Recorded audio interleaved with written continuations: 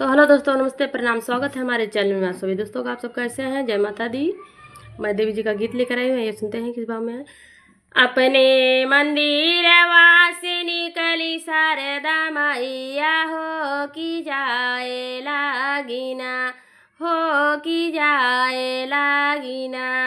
मैया गंगा से ननवा, हो कि जाए लागिना। मैया गंगा से ननवा, हो कि जाए लागिना। अपने मंदिर से निकली शारदा मैया, हो कि जाए लागिना, हो कि जाए लागिना। मैया गंगा से ननवा, हो कि जाए लागिना।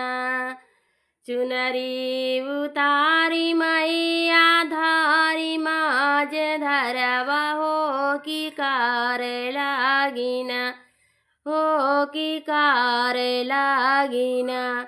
मैया गंगा से ननवा, हो कि कार लागिना। मैया गंगा से ननवा, हो कि कार लागिना। आसनान कई के मैया निकली बहरवा, हो कि लाई चुनरीना, हो कि लाई के चुनरीना।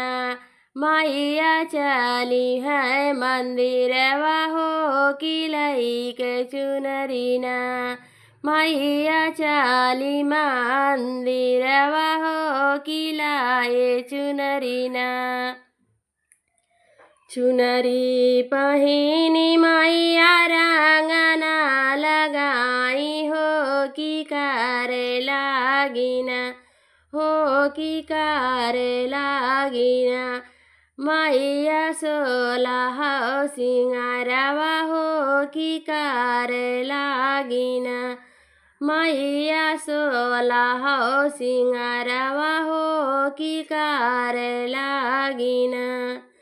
अपने मंदिरवा से निकली शारदा मैया, हो कि जाए लागिना, हो कि जाए लागिना। मैया गंगा से ननवा, हो कि जाए लागिना। मैया गंगा से ननवा, हो कि जाए लागिना।